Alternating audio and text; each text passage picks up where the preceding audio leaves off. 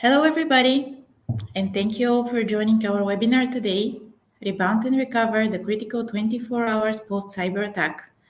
I'm Denica from AMATAS, and with me today is our Chief Strategy Officer, Boris Goncharov. So I won't be taking too much of your time. Just want to note that at the end of the session, you'll be able to post your comments in the section below. So passing now to Boris. All right, guys. Hi, everyone. Thanks, Denica, for the introduction. Yes, today we're going to talk about a very important topic. I think it's one of the most important topics in cybersecurity nowadays. So our intention was just to kind of touch base on what are the most critical things to do after a company gets compromised. Well, if we have to go into kind of do a deep dive into this topic, probably we're going to spend a whole week just talking about the basics. So we just kind of we're going just to go kind of high level overview of the most important things to do. And I guess for a lot of people, this is sometimes confusing. And it's very difficult to get your head around this complex topic. But we're going to do our best. We're going to try to do that. And I hope this is going to be, interesting for you. So just allow me very quickly to share my screen. Okay, there we go. I hope this is, yeah, it's on the screen. Okay, cool. So, yeah, I mean, why 21st, 48 hours? That's the main question. Of course, more than obvious, these are the most critical hours after a compromise. And, this is actually in many ways decisive of what will be the outcome of a data breach, a cyber attack, or whatever it is. If your company, if any company is unable to properly react during this period and respond to these attacks, that's most probably they're going to lose a lot of of their money, their data, and they will not be able to operate for quite some time. And maybe eventually they're going to lose their business overall. So that's why it's so critical. Of course, in the complex scenarios that we see today, these attacks may last far much more longer in terms of impact, in terms of consequences, in terms of many other things. So, of course, the timeline of such event, the timeline of a cyber attack is far much more longer than that, obviously. But these are the most critical 48 hours, which, again, decides whether a company is going to live or die, digitally speaking, of course. So that's why we kind of focus on this topic. And, I hope you're going to be able to, see some useful hints and tips of how, if this happens to you, you may respond and how to probably better prepare for such scenarios. Unfortunately, and this is something that it's not coming from me, now the current, let's say, state of play, the current paradigm in cybersecurity is not whether you will be attacked or whether you'll be, let's say, compromised. The only question that remains is when this is going to happen and are you prepared to face it? That's the reality of it. I mean, for the last couple of years, I personally and my company, we are seeing a lot of incidents, everywhere around the globe. We are, doing incident response, forensic analysis in a lot of cases. And what I can say from these experiences is that, things are going kind of, let's say, in a wrong direction, so to speak. So things are not going better, they're getting worse. And this is obvious for everybody in this field. So, no matter how much you feel about, these scenarios, negative scenarios, whether you believe or not that maybe you're not going to be attacked or whatever, it's just irrelevant. Eventually, every company is in some way, in some capacity, targeted for different things. And it doesn't matter where you reside, it doesn't matter where you live. As soon as you are connected to the internet and have your digital assets exposed to the internet, you became a target. And eventually someone from somewhere will be trying to benefit from this. They will try to compromise your systems, extract data, ask for money, and many other things, unfortunately. And the other issue that we failed probably to grasp many times is that cyber attacks are if they are successful, they are very, very persistent in terms of a timeline. And the consequences of attacks can last for decades sometimes. And this is really crucial to understand, because the biggest cyber criminal groups currently operating on the field, they operate for probably for many years on the market, and they are stealing data, selling data, compromising companies all the time, and yet even the biggest, let's say, police authorities or special cybercrime organizations, cybercrime fighting organizations, are unable to stop them on their tracks. And now, this is to some extent related to where these attackers are, doing this, from where. And now we have currently a very acute, let's say, very coercive political climate and geopolitical, let's say, tensions around the globe. And just because of that, some of these criminal groups are just untouchable in many ways. So they will continue to operate, they will continue to get better, and they will continue to attack companies and making profit out of them. So again, going back to what we started, this is why it's so important to get this right and kind of be prepared to face such attacks. Before we start, I'm going to just mention a few words about myself. I'm in cybersecurity for almost 20 years now. Probably, at the end of the year is going to be 20. So, I'm not going to spend too much time talking about me. I've done everything in cybersecurity, for the simple reason that when I started it, this discipline was very young, and I just grow with it, so to speak. Of course, I'm not expert in every possible field in cybersecurity. This is far away from the truth, of course. But my experience is quite vast in quite many industries and quite many companies across the globe. And I did a lot of projects in so many companies. I do cybersecurity speaking many times, like this one today. And this is something that I think is very important for the people in my field to be able to share their experiences and exchange knowledge and make sure that we spread the message of how important cybersecurity for every company really is. Of course, it's kind of typical for my field to have numerous certifications. This is not really important. It's kind of a form of credibility to some extent. Of course, this cannot replace years of experience. And very important to just note here, everyone and every company can be compromised. Me, my company, any other company can be compromised, regardless of whether we are a cybersecurity company or have other, not specialized in this field companies. It doesn't really matter. Everyone can be compromised.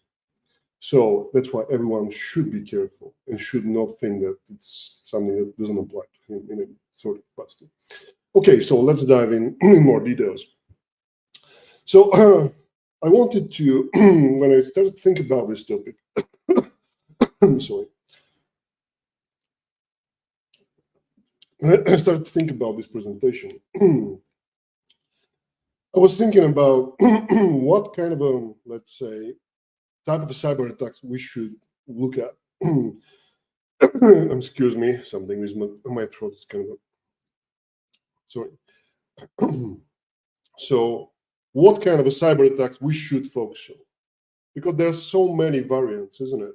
There's so many things that can go wrong in a specific environment. There are so many ways in which the bad guys can get into your company, can get in your infrastructure, and then compromise whatever you have. So I was thinking about something that's going on very kind of extensively now, something that can affect almost every company. So instead of talking about specific companies, because we have NDAs, we cannot share and disclose too much specific information about the cases that we are working on. That's why I created these fictitious companies. Hyped AI, I name it like that. Guess why? Probably you can guess why. And this is of course company that do AI like every company nowadays. It's AI company some sort. And imagine that this is your company, and you just you're kind of a startup, unicorn, whatever you want to call that, and you are you're killing it right now. You are going places with this company because you introduce on the market the great AI technology that everybody's talking about.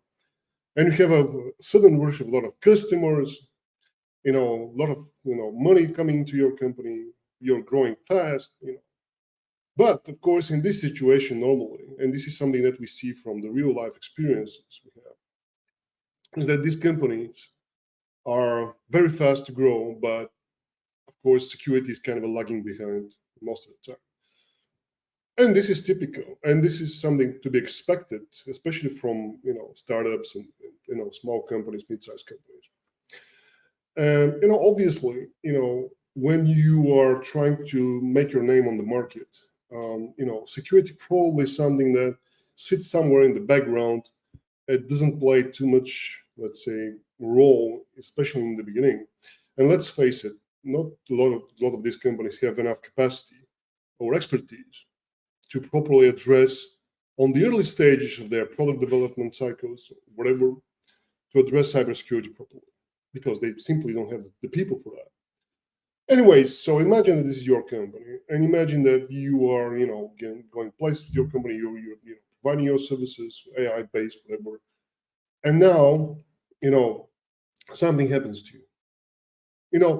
My experience is that, of course, these things happens all the time, like a thunder strike. You don't expect it, obviously, because most companies are just,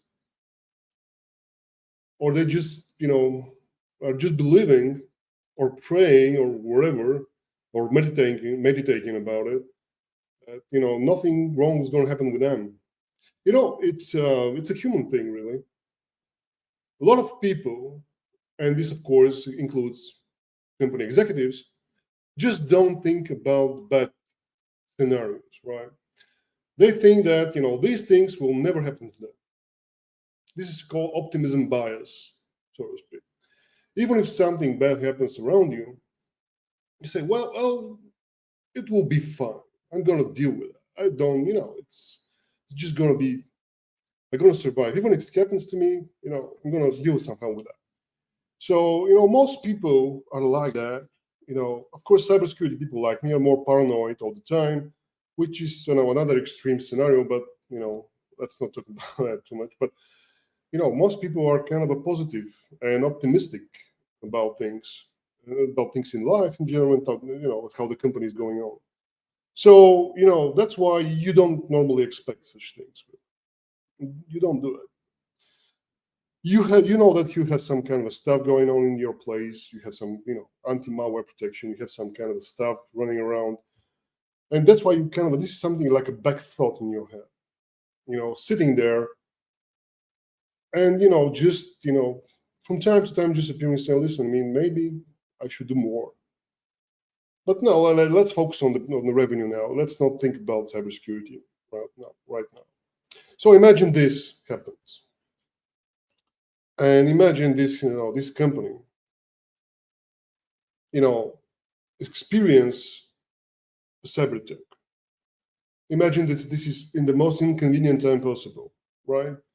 Around midnight or after the holiday period or during Christmas, of course, when people are more relaxed. And actually, this is a kind of a normal scenario. Let's say Friday evening type of attacks, or just between holidays or with during the holiday period and stuff like that. And this is done on purpose sometimes because people are just not that much of a focused on their security. And and this is again typical human thing, really. So imagine this happened on this company around midnight and 1 a.m. in the morning. And what happens is that suddenly on one of the systems of this company, let's say CEO, or it doesn't really matter, some executive or the IT administrator, sometimes he suddenly sees this screen, and as you can guess from that screen, and this is what I said, that I wanted to focus on something more specific here. So imagine that this is something that you see on your screen. And as you can guess from what you see here, is that this is a typical data hostage scenario. And that's why when I created the presentation, I wanted to focus specifically on this scenario, because this is the most prevalent one currently. Unfortunately, it's combined many times with typical ransomware implementation as well. So it's kind of at minimum, it's a double extortion type attack. And believe me when I say that this is happening almost every day to a lot of companies. And currently we are working on this, at least 2 cases as we speak, related to data hostage and ransomware double extortion type of scenario. And of course, this is a typical, it's not specific, designed to a specific group. This is just a fictitious ransom note. But on your screen, you receive this message. That somebody infiltrated your networks, infiltrated your company, and managed to exfiltrate a huge amount of data, and even sometimes encrypted systems after he exfiltrated data. And this normally includes personal data, obviously, financial information, patents, know-how, client information, partner information, proprietary secrets, name it, everything is there. What they expect, normally they expect, and this is just a random number here, 200,000. Normally when these people are doing this, they do some kind of a research. They know how much money your company makes on annual basis. They know how much, because this is a public information, obviously. They know how the executive board, if there is any, of course, how much they are getting out of this, what's the share price and everything else related to your financial health. And based on that, they do some estimates in order to ask for something that's kind of reasonable. Otherwise, it's kind of something outrageous. Obviously, nobody's going to pay because it's going to be too much for anybody to have. So they ask for something that's kind of a digestible in many ways, something that can, be paid eventually.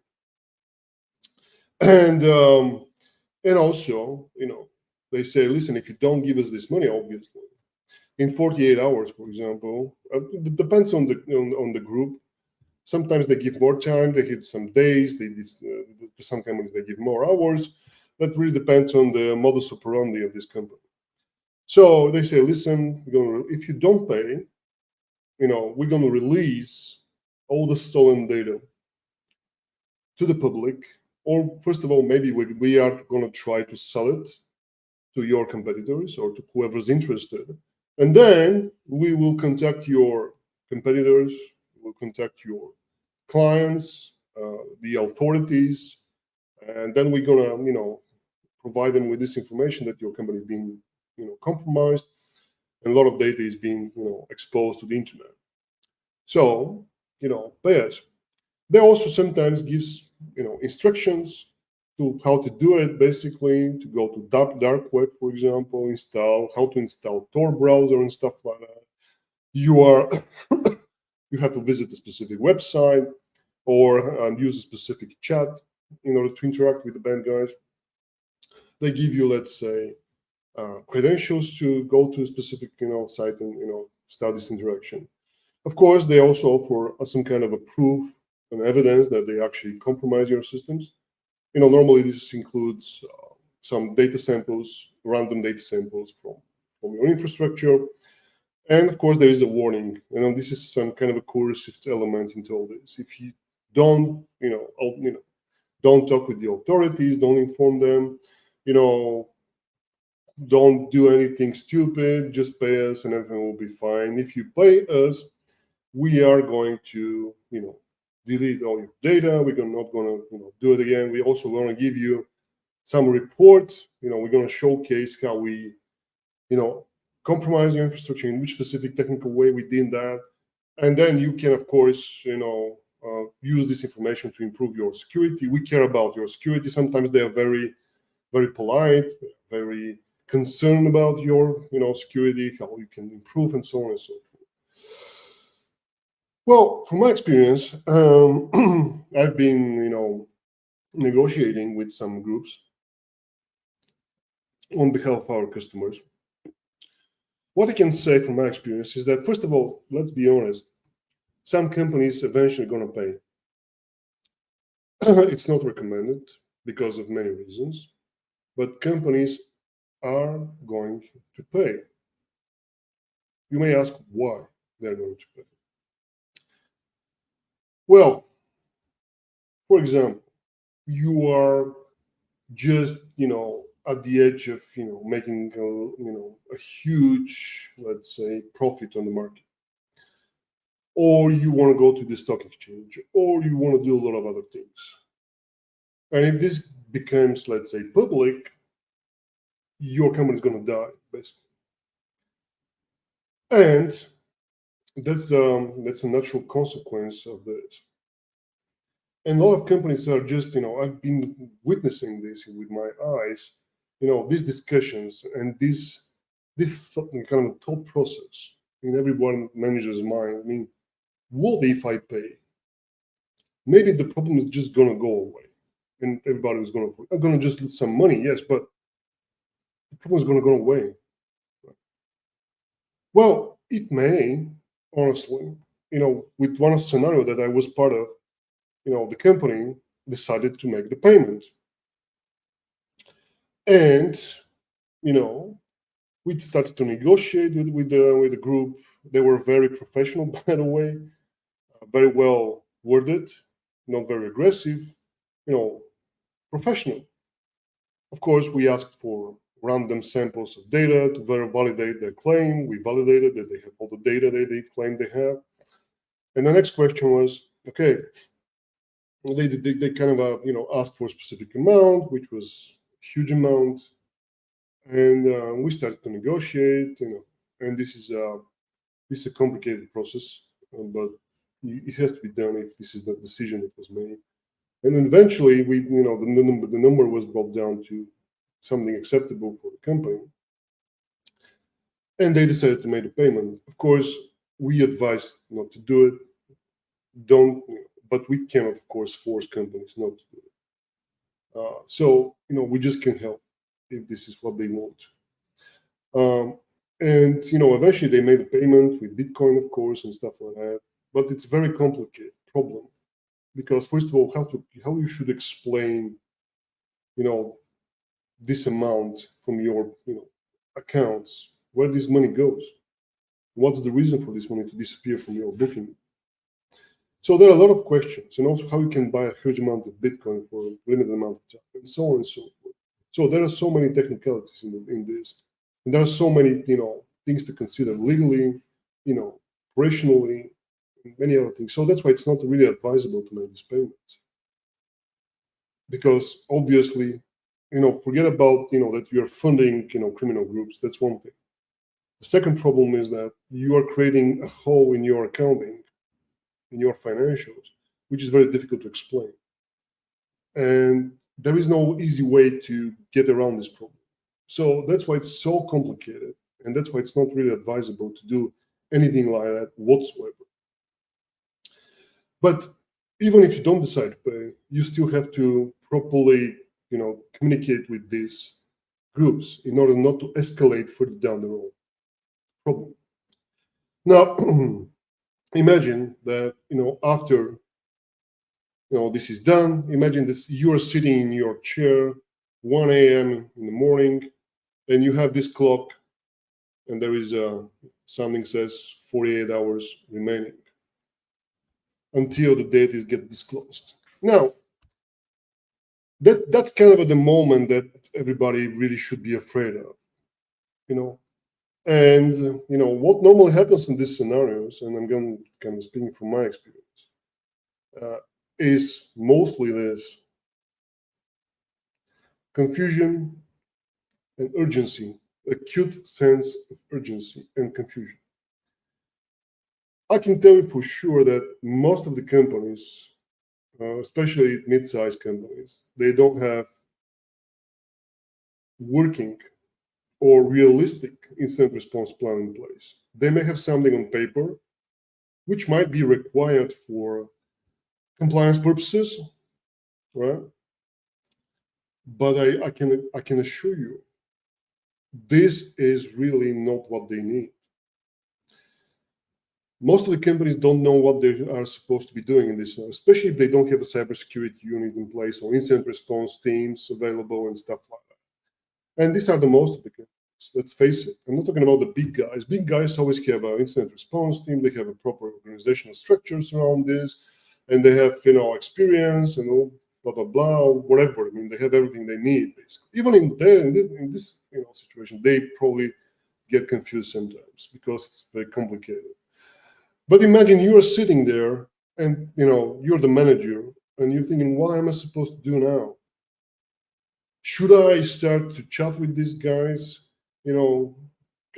I should call my IT manager, director, administrator, how I should make sure that these guys are not in my infrastructure anymore, and what is there anybody now currently doing something in my computer systems, and am I exposed on my system currently? So there are so many questions that can run through your mind in this scenario. And the next question is how they get in, how this actually happened, right? Believe me, this is the most irrelevant question, especially initially, which has to be considered. Because you have to, first of all, make sure to get the basics right. And going through this process can be difficult. But again, think about this. You are sitting 1 a.m. in your chair and looking on your screen on this ransomware, and you have to make decisions. Right? You're the manager. First thing, stop. Stop, thinking about so many things in the same time. This is not going to be helpful. So stop. Second thing, breathe. That's people underestimate the power of breathing, but anyway. So breathe, take a breath, and most importantly, focus. These are the 3 things that you should do in these scenarios, because your mind is going to run in many different places. You're going to think about various scenarios and things that needs to happen and so on and so forth. But the most important thing in the first hours of scenarios like that, it's going to be focusing. It's going to be making very fast decisions in the right direction. Otherwise, you're going to destroy your company yourself, and you'll not be able to mitigate this cyber attack in any possible way. Of course, in this scenario that we are talking about here, the problem is that it's done. There is nothing you can do to get your data back, at least not in a reasonable amount of time. Maybe someday FBI, some other agency is gonna, rate this ransomware group, and they're gonna close their website or whatever. And your data is not going to longer be exposed to that. But now think about this. Imagine now the following scenario. So take what is the most important place in which you store your data and the most critical data. For example, you have computer server X, or your computer as a manager contains a lot of proprietary and very sensitive information. Imagine that. Now, imagine that you are taking your computer or laptop, whatever you have, and you place it on the, in the middle of the city, on a stand, and remove all passwords and everything else, and every guy or whatever, every person can passes by, will be able to look into your computer and take whatever information wants from that, and do whatever he wants with this information. This is what we're talking about. There is no turning back. Your information is out there, in the hands of people that you don't know and control, and they can literally do whatever they want with your information. This is what we are facing in this scenario. If you want to play this in your mind again, imagine that you give your precious data to every stranger on the street. Everyone. It's like you don't have any passwords, you don't have any controls in place. It's just open system for everyone to look into and do whatever they want. This is the scenario that we are facing. So, of course, in some situation, these places in internet are not in clear net. They're normally sometimes in deep web, or they are in a dark web, or obviously. So it's not like, but it's very easy for everyone to access these places. This is what we are facing with these scenarios. The damage is already done, and the question is, okay, everything is now going hell, but can I actually recover from this? How can I, bounce back and rebuild my image again, my reputation, my company, and everything? This is doable and possible, but just don't forget that this is what we are facing. Everything you have is just exposed in public. Imagine that you have a very intimate, let's say, picture of your family, or pictures of you doing things that only you, it's only for your eyes, or for your partners, or whatever. Only this, something very intimate to you, is exposed to everyone. I cannot stress this enough, because companies forget that when this happens, they lose control of their data. The only, let's say, things that you kind of make you feel better to some extent is that eventually this data is going to expire somehow. Let's say for after 5 years, the value of this data is no longer being that important for you and for your competitors and for the market itself. That's the only kind of a helpful, let's say, optimistic thought that you can grasp in these scenarios. But imagine the stress that you're going to experience. Imagine what this means to your business, to your companies, to your partners, to your customers, to your employees. Imagine that all their data, health status, health conditions, salaries, properties, everything is there for everyone to see and to use. And as you can guess, not everyone on this planet is kind of a well-intended, believe it or not. So this is the danger that we are facing. I cannot stress this enough. Imagine, try to play this scenario in your head, and you will see how scary it is. That's why, it's very crucial to kind of remind everyone that cybersecurity is not just some kind of annoyance or some kind of a cost that you have just to digest in your company. Cybersecurity, it's crucial for the prosperity and survival of every digitally enabled business on the planet. Simply, without cybersecurity, no company can exist in the future. That's that simple. If you want to make money on the market, cybersecurity. If you want to be successful in the market, focus on cybersecurity. That's the goddamn truth that everyone should be talking about. Without cybersecurity, you are doomed to be extinct from the market. Sorry about that. I'm very passionate about my profession. You can guess that. Anyway, so going back to this, So focus, but focus on what? That's the question, isn't it? So let's have a look.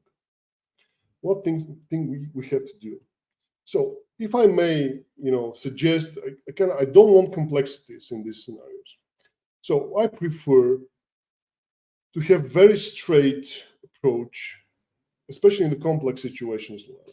So that's why I define basically these 48 hours, a kind of a breakdown to three main time segments, basically. So we have from 00 to 6 hours, so the initial stages of the incident, so post-incident, so it's immediate response. From the 6th hour to up to 24th hour, so this is investigation and mediation, and 24th up to 48-hour rebound and recovery. Now, of course, there are so many frameworks now.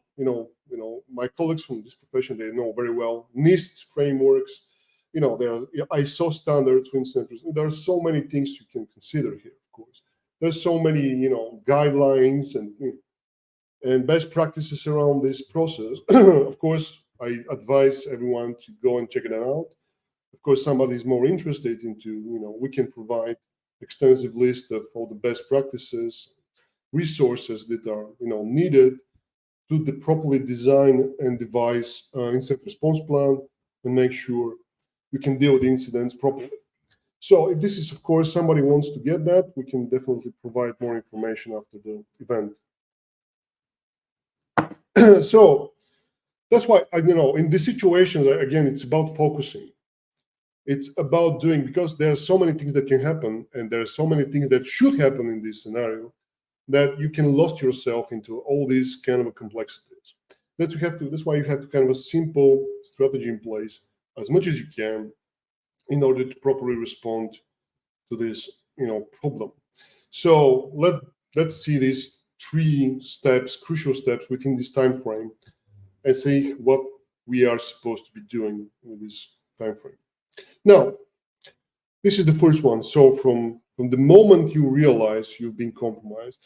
By the way, guys, some companies may not realize they've been compromised for a long time, simply because, for example, the threat actor is very complex, comprehensive, and they normally call them advanced persistent threats, ADPs. So they may live in your environment for a long time before you actually discover their presence. And these are normally state-sponsored attacks or state-level attacks. I'm talking about APP28 group, for example, advanced persistent threat. This is fancy, better so-called. There's so many others. There are some Iranians groups and Russians. There are a lot of threat actors out there. So these are normally very well-funded, very well-organized, very professional and knowledgeable individuals and group of individuals that can compromise almost every company on the planet. And we recently, understood that, for example, Microsoft was compromised, and a lot of big names have been compromised. Normally from that type of threat actors. So again, it's not about whether it's possible. Of course, it's about how much resources, time, expertise, and people are needed to get into your systems. That's why, even some, at one point, if you remember the case of SolarWinds compromise, this was a software company providing IT management administration software. This was a kind of emblematic example of supply chain attack, which is also something very, popular nowadays. So this was a typical example of advanced persistent threat, and this attack was going on for a couple of years at least, and the consequence of this attack is still going. And they managed to compromise Microsoft, FireEye, and some other. FireEye is one of the biggest cybersecurity companies on the planet. So even these companies can get compromised. That's not the question. If somebody believes that he's very knowledgeable and he's the greatest expert in whatever field, believe me, that's not the right way of thinking about this. Eventually, it's going to be proven wrong. So there are some people out there with more knowledge, with more capacity, with more money, and with more, let's say, more motivated than you to hack your company. That's obvious. Anyway, so that's very important to get the first hours, right out of the bat and properly deal with that. So let's have a look.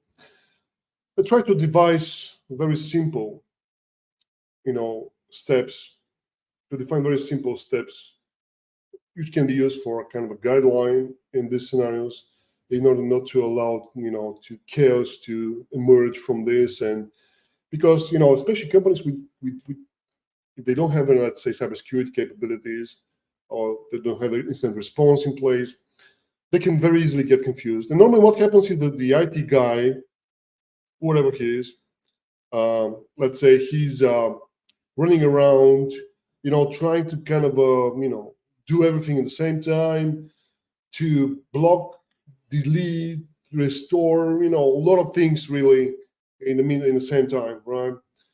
And normally this is a mistake. First of all, don't erase anything. For example, especially this is a ransomware attack. If the ransomware is deployed, people are just rushing to delete stuff, power down systems, to wipe drives. But you have to bear in mind that you have to preserve some evidences for many reasons. So this urge to kind of close everything in the same time, to delete everything, it's not really doing any good sometimes. But of course, you have to isolate the suspected systems. You have to disconnect them from the network in order to limit the attack spread. You don't have to power them down if they're isolated from the network. If this ransomware already runs some of the systems, let's say, and you see some traces of attacker activities on the systems, if you disconnect them from the internet, it doesn't really matter. They are useless in these scenarios. So the question is, the advice here is not to rush and delete and wipe out everything, because you are destroying crucial pieces of evidences in this. Isolate, but don't erase them. Don't wipe out everything. Don't destroy the forensic evidences. That's very important, because later down the road, you may not think about this right now. That's not the priority currently, to do forensic analysis, obviously. Your main concern is to take back the control of your infrastructure, to isolate, to block the attackers from doing something further down the road. That's the most important, step here. But you can achieve that just by simply isolating systems. Why you should not power them down? Because for a very simple reason, in your memory of that system, you may have this is one of the best, sources of evidential data you can actually utilize in the memory.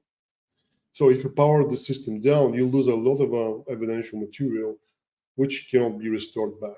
But sometimes, depend on the ransomware, you may discover an decryption keys there. But believe me, the most advanced guys currently, they don't do this mistake anymore. So you're not going to be able to find in the memory such information.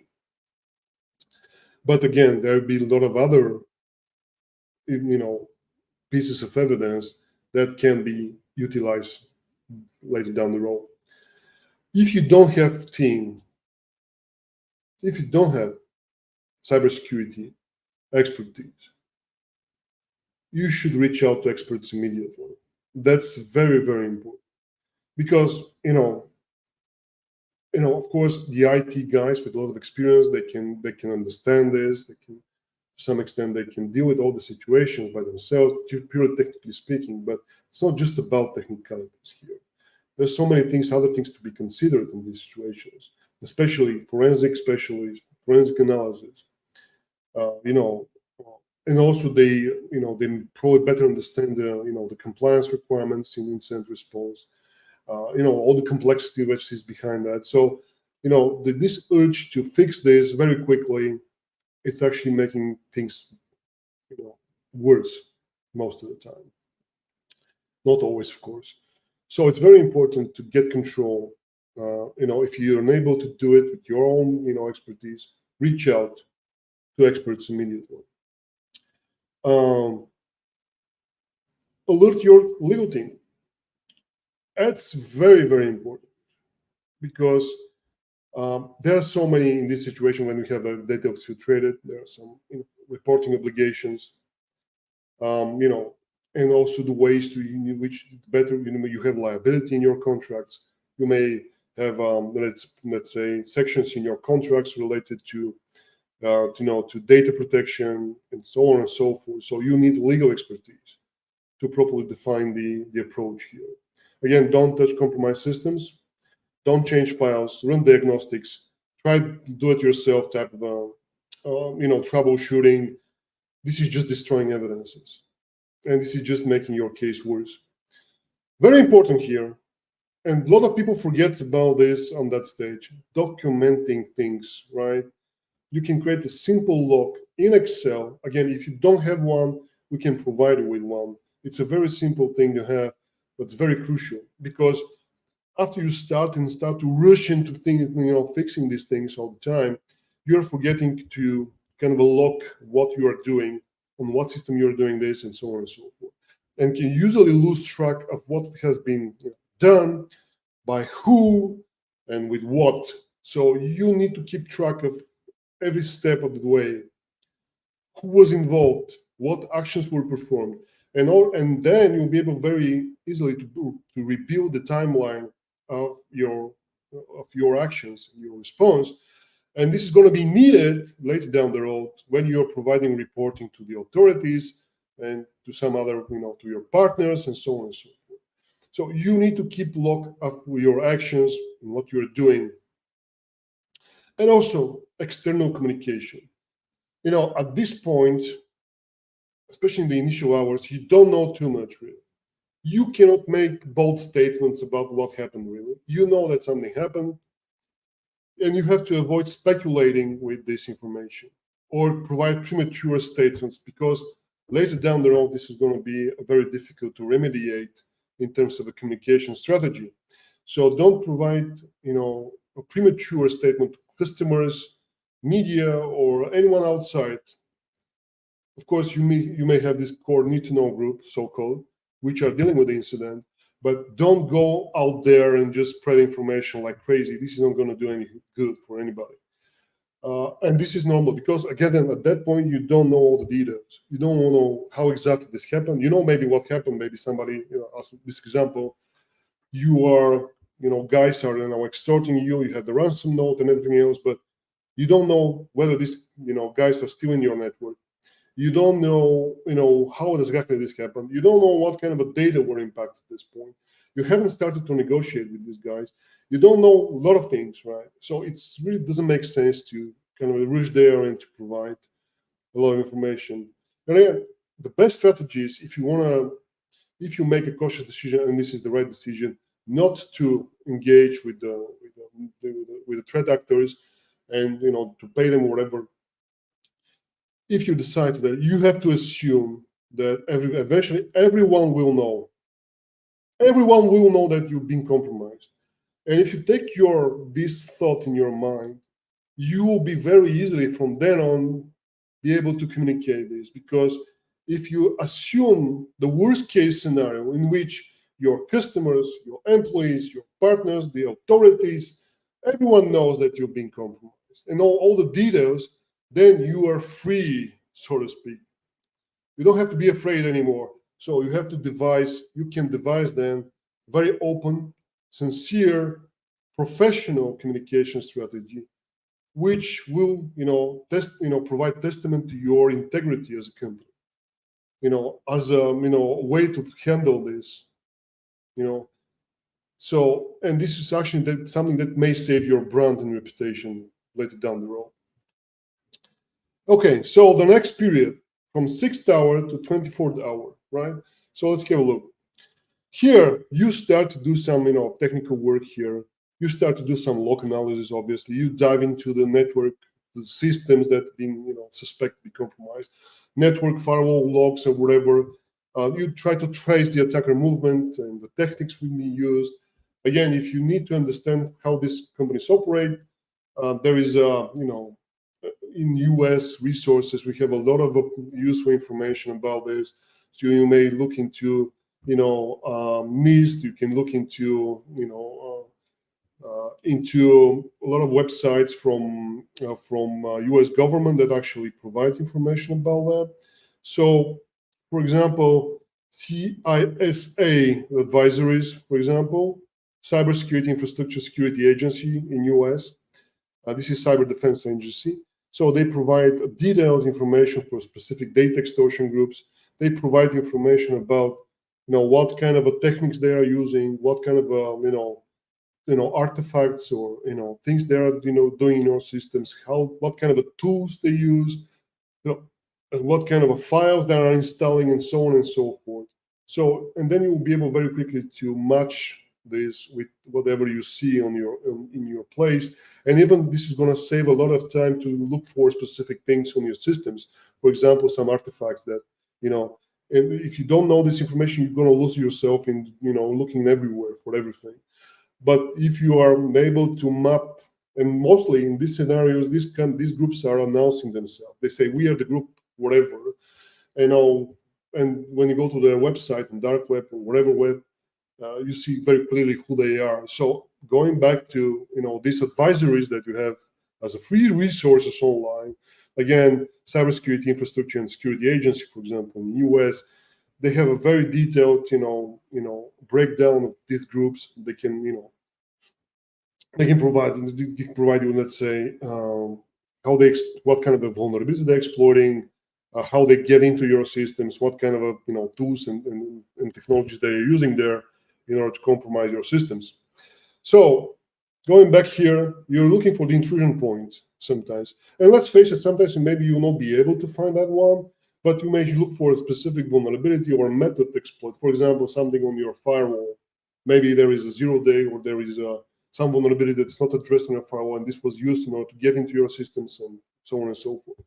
Scope of the attack, you try to understand which systems are compromised, what data was accessed, what can be exfiltrated. So all these things it's important to kind of establish and define within that period of time.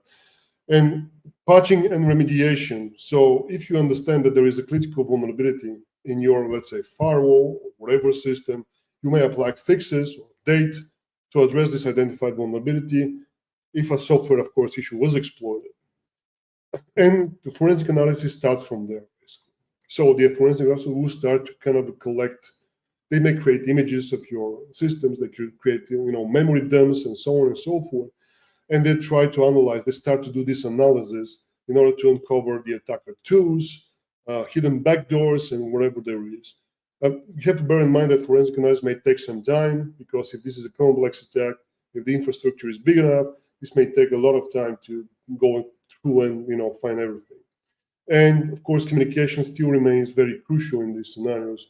You have to provide internal updates to your leadership, to incident response team, to your employees sometimes. And you should start now crafting statements for regulators, for example, Data Protection Authority, or special cyber criminal fighting, let's say, authorities, or clients as well, with the legal guidance, very important. And the third, time, frame is from 24 to 48 hours. So at that point, you should be able to confirm and validate exfiltrated data.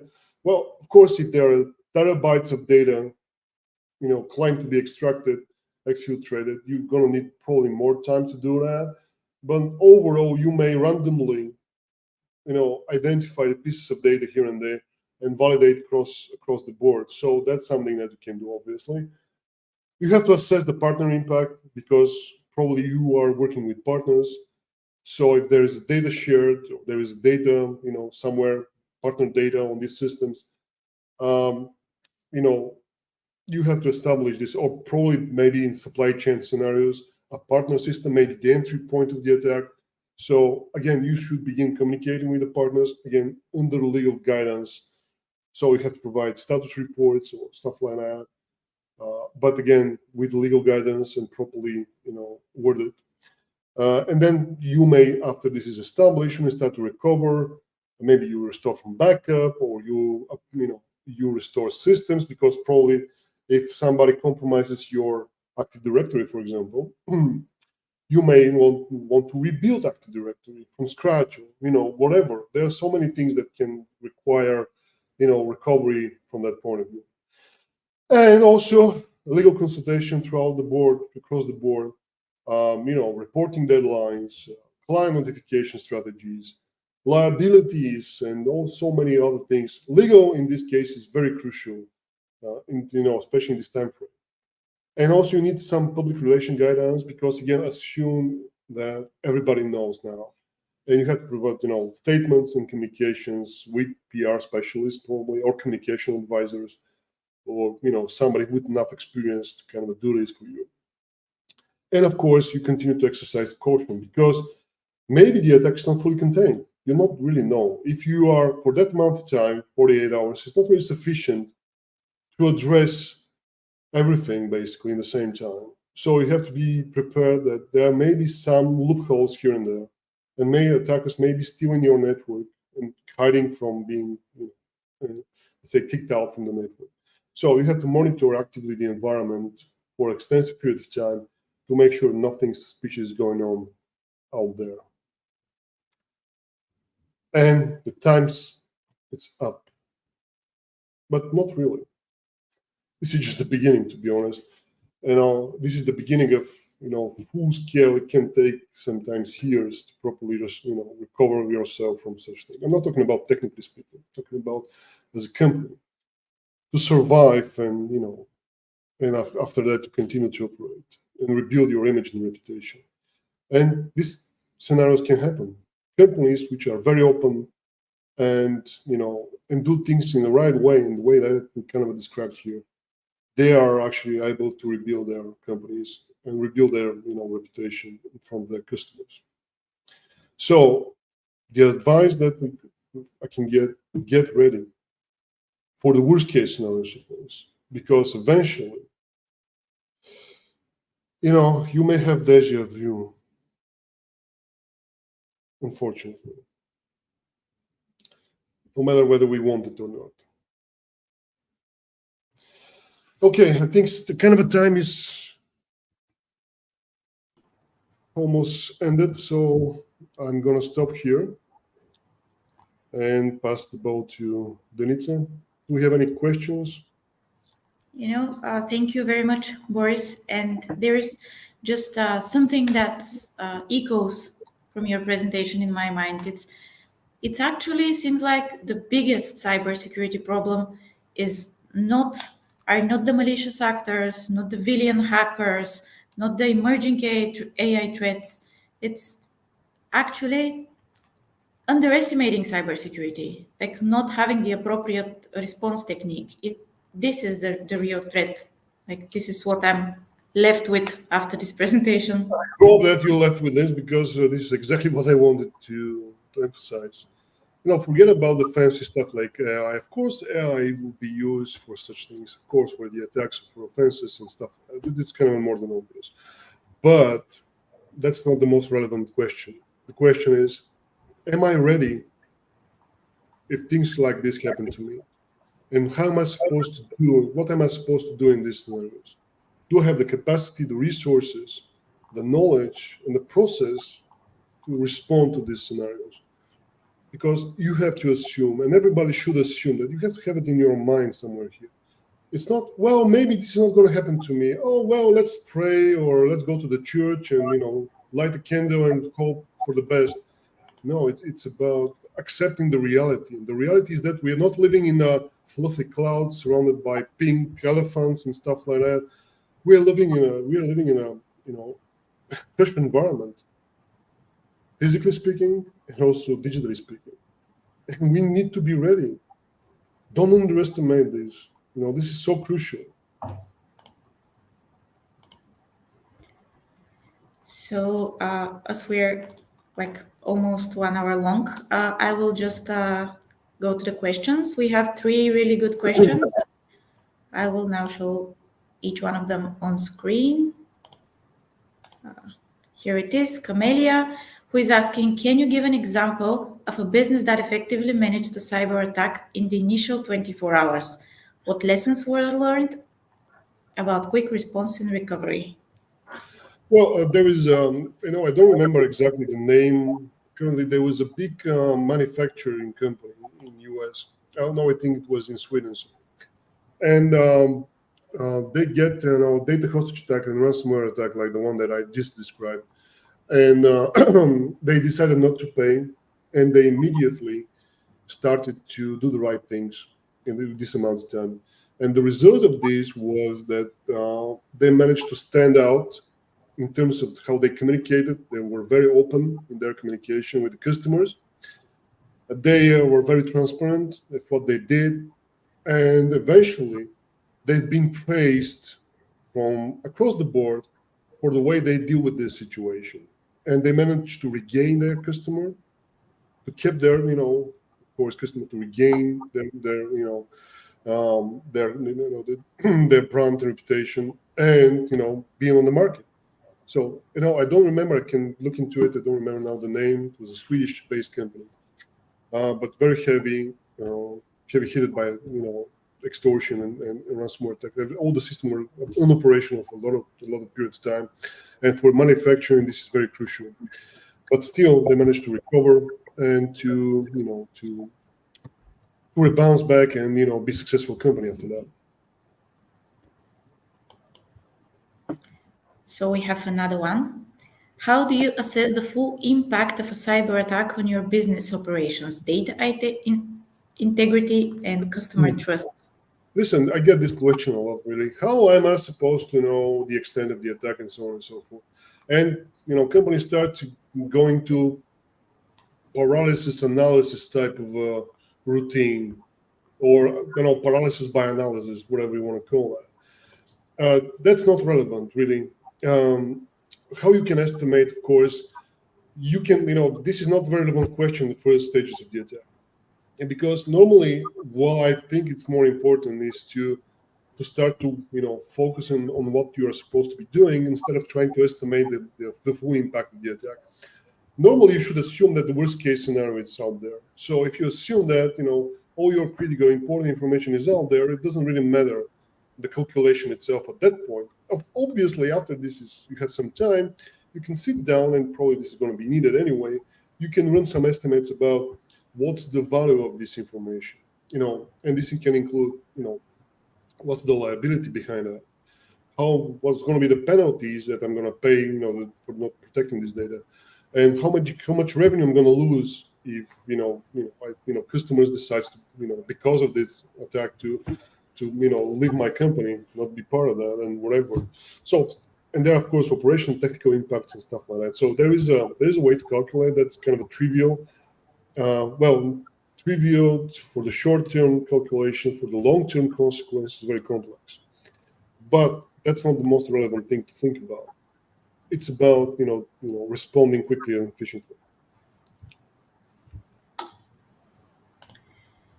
And here's our last question that actually comes from a salesperson, and I think it's a very good question for people that don't have so much technical background. How should we evaluate the different cybersecurity service providers? Is there some kind of checklist or a criteria that you can recommend? Listen, let's be honest with this. I mean, first of all, there's so many companies now out there which claims that they have expertise and stuff like that. In reality, that's far from the truth. The things that you should consider, first of all, is not how much they ask in terms of money, whether this is expensive or not. This is the least relevant question. Of course, it's important for a lot of companies, especially if you're a small company, a mid-sized company. You are very price cautious all the time, but real expertise costs money, because you don't know. Let's say it's like going to a surgery, right? And your life depends on that. Imagine this scenario, right? And you start to look up which doctor you should, place your life, in which hands you should place your life. Right? How many of you think it's going to be a good idea just to find the cheapest possible doctor on the planet to provide you with a brain surgery, for example? That's the most relevant question to ask. What you should ask for, like the doctor what's his experience? How can he validate his experience, not just to claim that they have experience? That's one thing. Secondly, customer testimonials, for example, from previous projects and stuff like that. Again, this is related to experience anyway. What's the feedback? Not from your mother, for example, but from real life customers. And what's overall position on the market. This is one way to kind of look into this. The second is what kind of accreditations and what kind of assurances this company can provide. For example, liabilities. You can provide some kind of a third-party accreditation, not just kind of a fancy type of a title. ISO 27, for example, certified, whatever. This is pointless in many ways. I'm not saying that in all scenarios, depends who is doing that, but this kind of assurances. And that's something that you can, look for. And also, who are the people behind the company? You have to think of this all the time, that eventually company is just a gathering of people, right? And you have to look into who is actually running these companies, who are the experts in these companies, not just on paper, because everybody can showcase certification, whatever. And because I'm doing a lot of trainings for certification trainings and stuff, I can tell you that a lot of times these are just very high level stuff, or doesn't actually mean that somebody knows a lot of things in cybersecurity. So you have to understand who are the people, who are the real experts behind the people, which is going to provide you with this service. So these are the criteria. It's not easy sometimes. There is not just a simple checklist, but there are some things that you need to consider. And the money, how much it costs, is the least important question. Again, think about the surgeon, the brain surgeon that you are placing in your life. Well, the brain, it's your business. If you want to lose your brain, no problem. But just because you find the cheapest possible idiot on the market who can deliver whatever, that's not really what you should look for. Okay, so I'd like to thank you all for your time and to let you know that the recording of the webinar will appear in a little on this page, so you will be able to rewatch it and share it with whoever you want. And thank you, Boris, for your time as well. Thanks and stay safe. That's what I can say. Bye-bye. Bye now.